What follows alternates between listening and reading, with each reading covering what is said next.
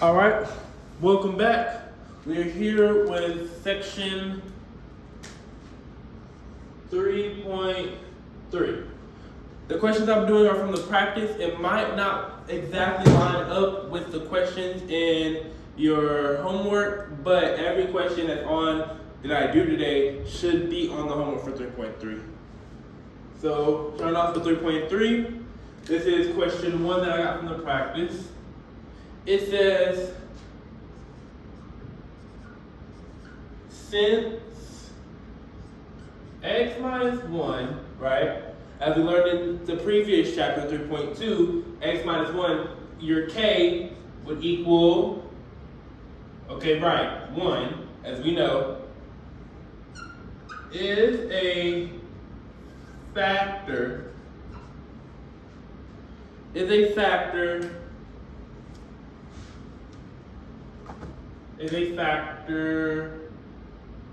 of f of x equals x to the 6th minus x to the 4th plus 2x squared minus 2. We can conclude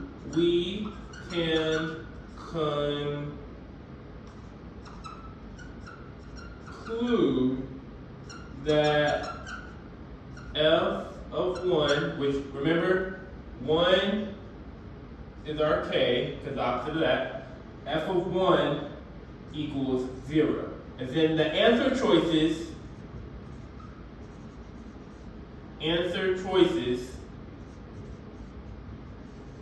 are going to be true or false. That's going to be your answer choices. So in order to conclude this, we have to do what we've been doing and divide it out, kind of.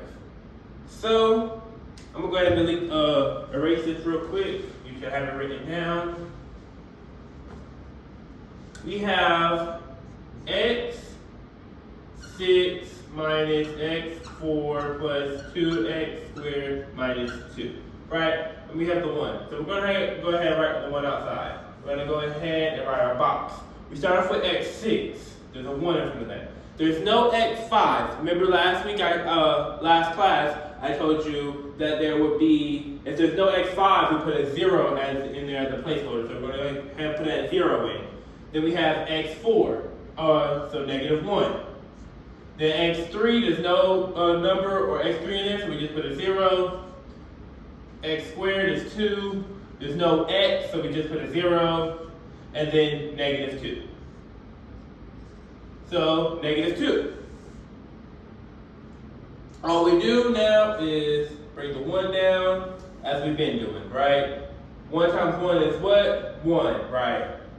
Plus this is just 1. 1 times 1 is 1. 1 minus 1 is 0. 0 times 1 is 0. 0 times 1 is 0. 0 plus 2 is 2. 2 plus 1, 2 times 1 is 2. Plus that, you get 2.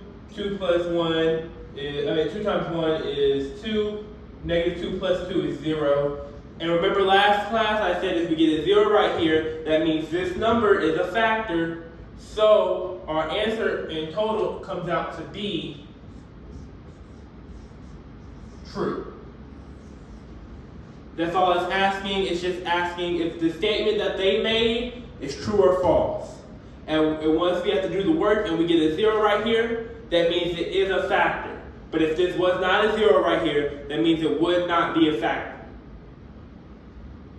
Just in case you didn't understand, I'm going to go back over just a little bit. You can skip this part to if you really understood. So remember, we got the 1 from the k, and then we use this.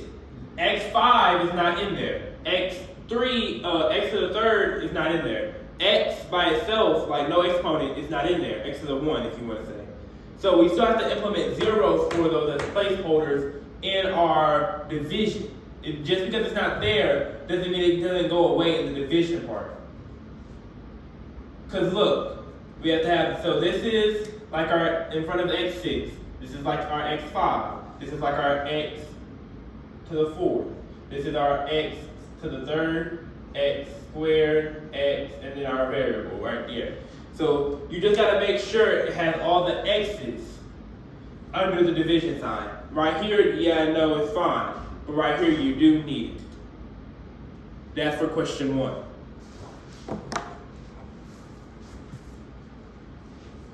All right. So the answer would be true. Just to make sure, it would say true. If it is a factor, it should be a true statement. That's what it's going to say. And that's true. It's always going to be false. It's something else. But to check and make sure that your answer is right, you just put true. Because it's asking since x1 is a factor. You didn't really need all that work. I just wanted to make sure we're implementing the work ahead so we're not forgetting. That's what I'm saying. But it says since x1 is a factor of the polynomial function, we can conclude that the f1 is 0. So if x minus 1 is a factor, f parentheses 1 equals 0, then the statement is true. 2 asks the same question, just in reverse.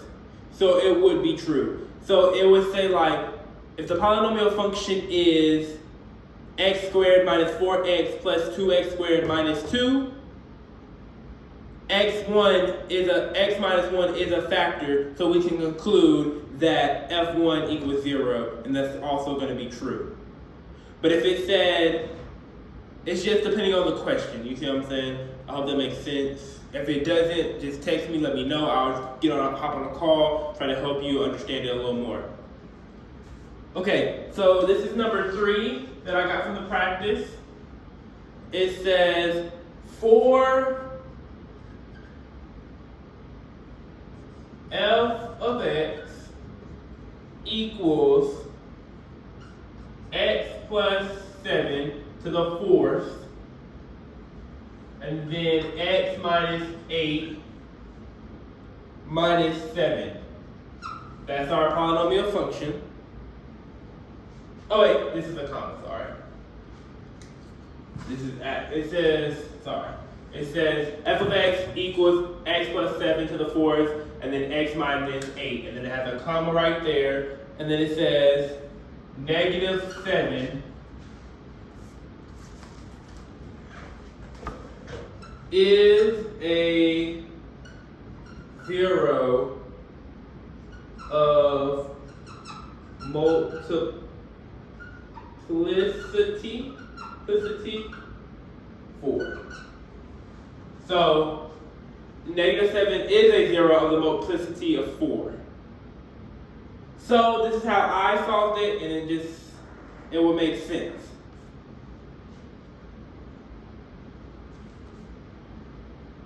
This, right here, this number, needs to be the opposite of this number.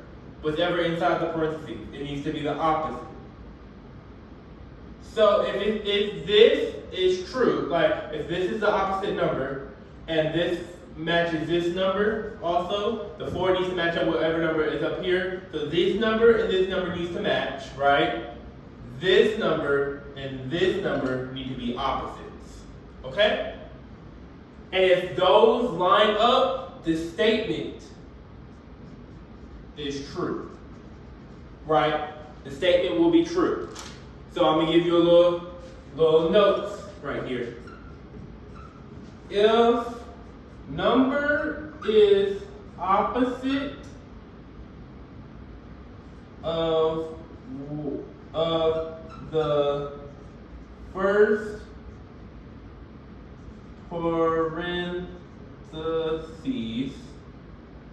it is true. Just a minute, come back there to make sure you can see it. Yep, okay. So if the number is opposite of what's in the first parentheses, that first parentheses in the polynomial function, the x plus 7 to the 4th, if the number is the opposite of the first parentheses, it is true. And it also needs to match up with this. 4, 4. Okay, so now, give you a second to write that down, finish writing.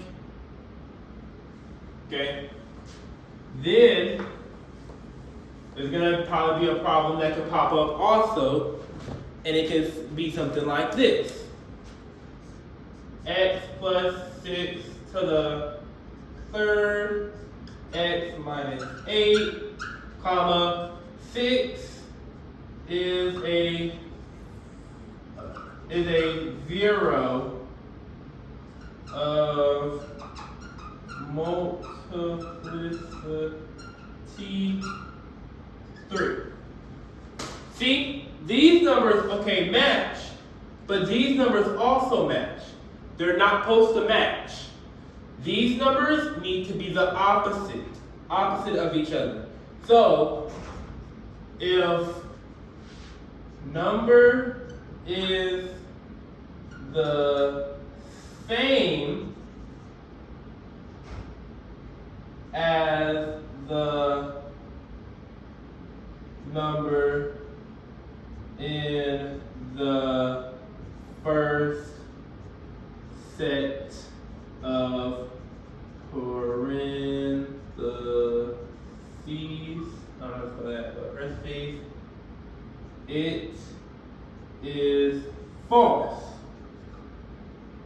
because it is not a 0 of f of x. So the answer is going to say true or false again. It's basically saying, is this true? This statement right here, is it true or false? If these numbers are the same, it is false. If these numbers are the opposite, say if that turns into a -6, the statement becomes true. Since it doesn't have a -6, the statement is false because it is not a 0 of f of x.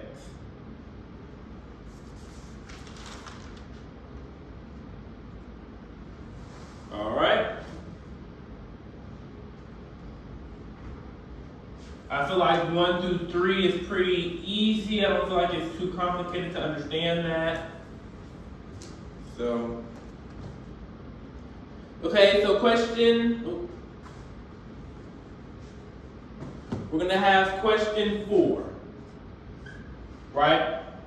We're gonna probably get through about 15-ish, probably a little less than 15 questions today. But question 4 says, because 2 plus 4i is a 0 of f of x equals x squared plus, x squared minus 4x plus 20, we can conclude that 2 minus 4i is also a 0. And this is a true or false statement. So, this is also kind of like it's the opposite rule. If this and this are opposite, if those two, the -4i and the positive 4i, if they're opposites, then the statement is true. Right here, the statement is true. If 4i and if 4i are opposites, statement is true. But just because I put 4i and -4i in there, that can also go for like 6i and -6i, or 7i and -7i. If the number in the second part that has the I is opposites, the statement is true. If this turned out to be a plus, then the statement would be false. Okay? So I'm going to let you try this next question. Oh, make sure you got it. Good. Pause it if you need to be. Okay.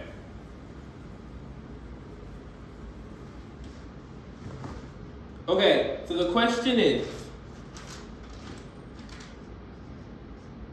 because 2 plus 5i is a 0 of f of x equals x squared plus 5x plus 15, we can conclude that 2 negative 5i is also a 0. True or false? Okay, I'm gonna give you a second to answer. Pause the video if need be. The answer is right, correct, true. The answer should be true because why? Because this is a negative and this is a positive. Correct, correct. Okay, so that's question 4.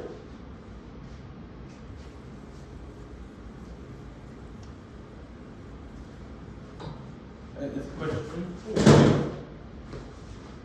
Okay, next we have question 5.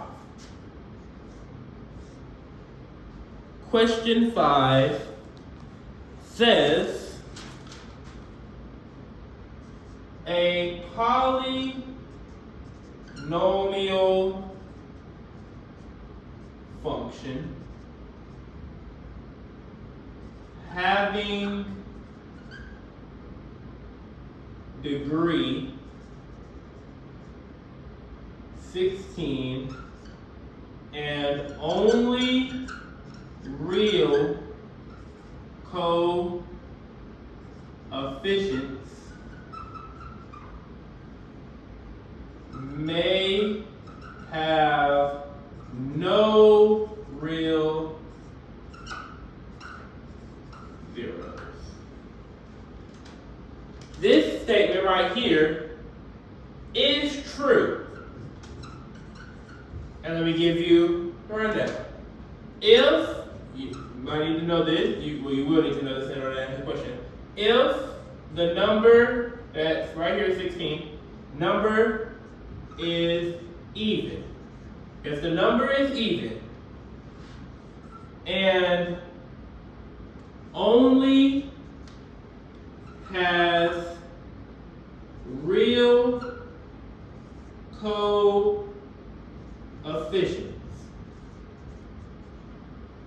coefficients, and it says may. It has to say may. Because if it says will have no real zeros, the statement is false because it's not for certain. But if it has the word may in it and has the word may, statement is true. A lot of this in 3.3, the first part is true or false statements.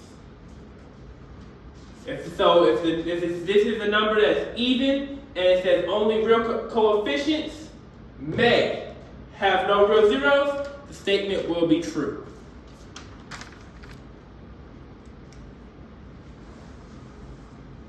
Why is that? I have no idea.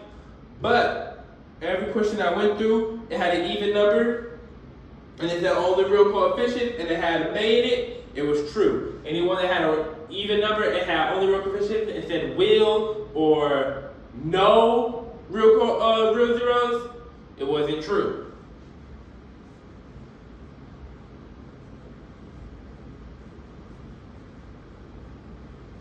And if you don't understand, try to rewind, understand it a little bit if you need any help. If you need help, just contact me. I'll try to explain whatever question you're on the best of my ability. But I won't be here. I won't have my stuff with me to actually like sit down and talk it out because I'll be in traffic. But the next is question 6. So, this is also a true or false statement. So, the polynomial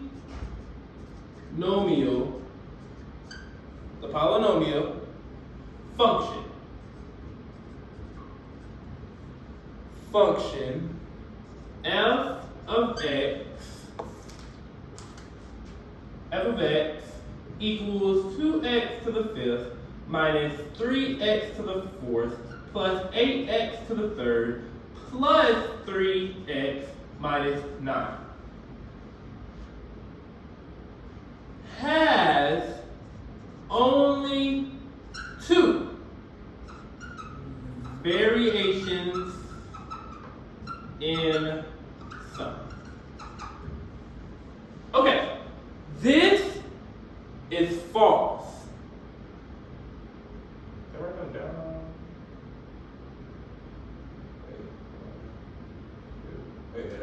This is false. There are 3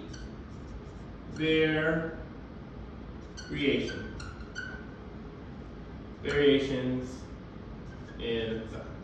Okay, now you're wondering probably what are variations? Variations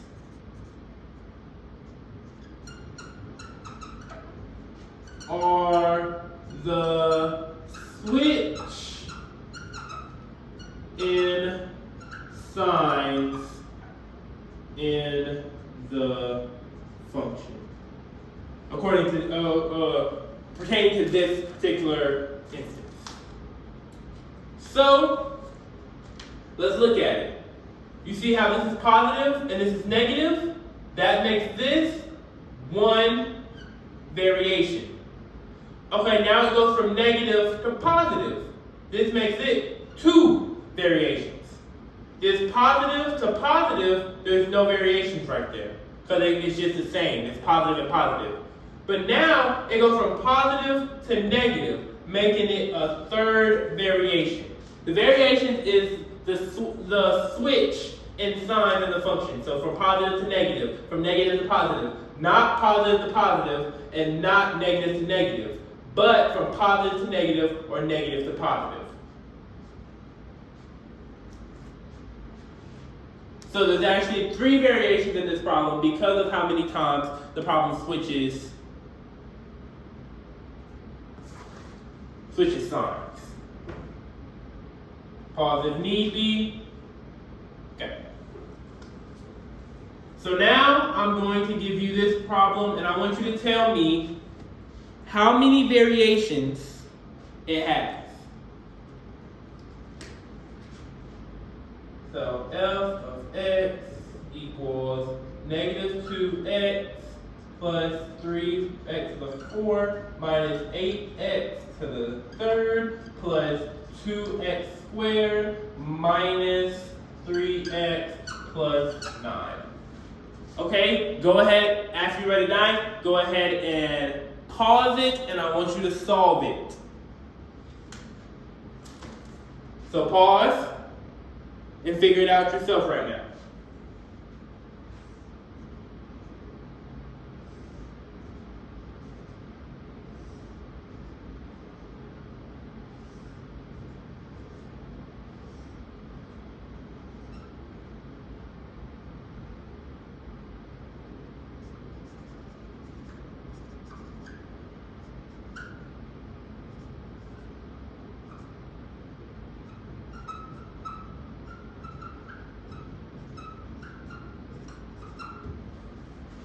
Okay, so this is your answer. 5. Because it goes from negative to positive, 1. Positive to negative, 2. Negative to positive, 3. Positive to negative, 4. Negative to positive, 5. There's 5 variations in sign in this polynomial function.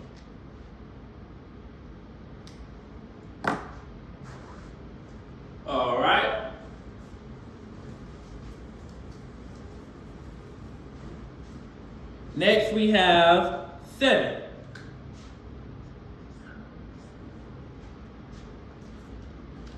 Question 7 says, if v equals 8 minus 3i, then v equals negative 8 plus 3i. It's going to say is it true or false. This statement is false.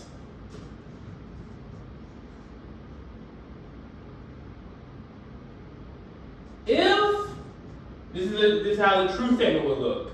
If v equals 8 minus 3i, then v would also equal 8 plus 3i.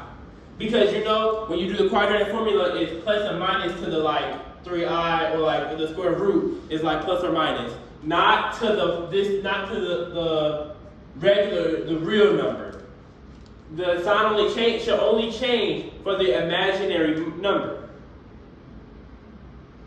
It should only change for the imaginary number, not for the real number. If the real number is changed, the answer is false. The real number should stay the same. The imaginary number should switch. So, I want you to solve this one on your own. If v equals 6 minus 4i, then v equals negative 6 plus 4i. And tell me if that statement is true or false, and if false, give me the right statement. Go ahead and pause the video.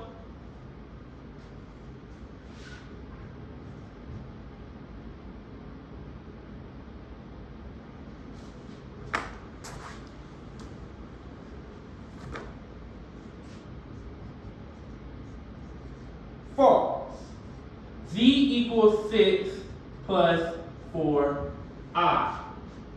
The answer is false. It should have been, to make this a true statement, v equals 6 plus 4i. This should have not changed to a negative 6.